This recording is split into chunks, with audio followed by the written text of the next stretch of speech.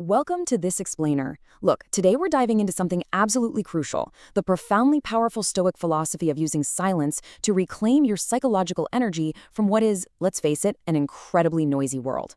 Have you ever noticed that the people who talk the absolute most are often the ones who are the most mentally and physically exhausted?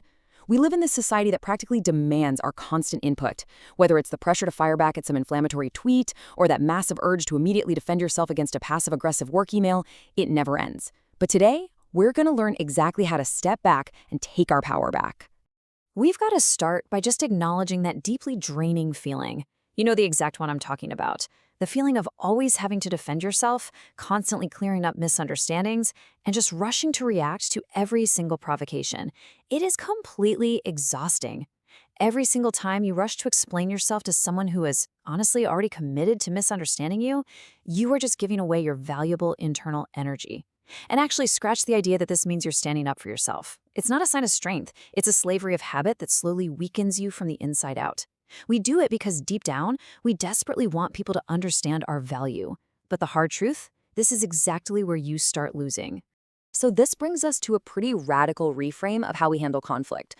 We really need to challenge this ingrained belief that you must always speak up to protect your worth. Think about it. What if the universe's most powerful response is actually no response at all? When you completely vanish from an argument, and I don't just mean physically leaving, but truly withdrawing your presence and your internal reactions, you introduce an entirely different dynamic to the situation. All right, moving into section 1, the slavery of reactivity. Let's look at how we end up acting like puppets to other people's whims. Think back to the last time someone really insulted you or pushed your buttons. Your heart was probably racing, your brain was scrambling for 1,000 different arguments. You know, usually those perfect comebacks that you only magically think of 3 days later in the shower. And you were just itching to deliver a crushing blow. But here's the thing. The very moment you instantly respond to that disrespect, you are literally handing over the remote control of your mind. You surrender your internal power and your emotional state completely to someone else's control.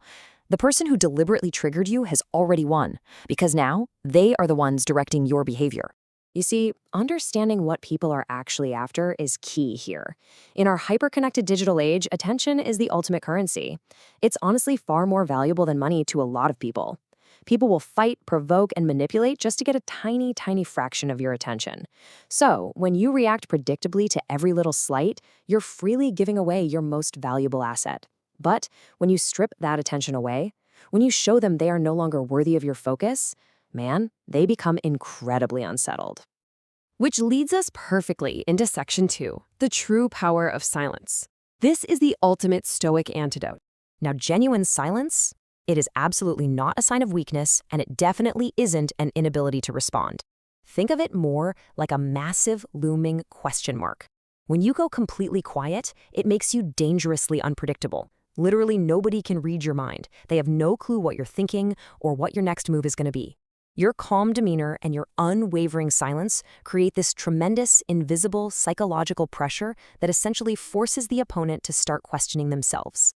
But to actually master this, we have to look at the mechanics of Stoicism. And I'll be honest, it's not easy.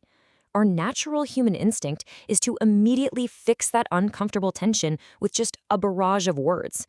But a true Stoic? They pause. They observe the trigger calmly. They actually force themselves to sit with the discomfort, right smack in the middle of that extreme tension without fleeing into the safety of a fiery, immediate reaction. They use that internal heat as fuel for their own self-improvement. They choose their response rationally, using pure reason rather than raw emotion. Let's jump to section 3, ego versus self-control. We have to ask ourselves, are we being manipulative or are we being genuinely stoic? Okay, this is a massive trap so many of us fall into. Ignoring someone and being truly silent are not the same thing. Ignoring someone is just an ego-driven trick. When you give someone the silent treatment, secretly, you're absolutely desperate for them to notice your absence, right? You want them to chase you and ask, oh, it's wrong. But true silence is driven by profound self-control. It means you genuinely no longer care about their provocation. You aren't doing it to get a reaction out of them. You are doing it purely to protect your own peace. Achieving that true silence means your focus has to shift completely away from the external world. You just stop seeking their validation, you stop worrying about whether they think you're being weak or strong, Your attention turns inward, focusing strictly on mastering your own reactions. And a cool byproduct of this? You actually start to read the room differently. Because you aren't so busy talking and defending yourself, you begin to observe people's true intentions and their long-term patterns, rather than just getting caught up in their immediate words. Moving right along to Section 4, the psychological impact. Let's see how this works as an invisible weapon. So, when you deprive an opponent of your usual, predictable reaction, they completely spiral into total confusion. Human beings absolutely hate a void, so they'll automatically try to fill the silence you've created with their own anxious stories. Their brain goes into overdrive. Wait, are they stronger than me? Do they truly just not care? Are they secretly furious? Why did the pattern break? By doing absolutely nothing, you literally force them to mentally dismantle their own attacks. The pressure is entirely on them now. And by breaking those old, reactive patterns, you step completely outside the realm of influence. Manipulators absolutely rely on pushing your buttons and getting a very specific response, like guilt, jealousy, or anger. When you don't give them that, their tricks become utterly useless. You transform into this unsolvable mystery. You become completely unavailable for their drama. And let me tell you, an unavailable person is deeply powerful and incredibly hard to control.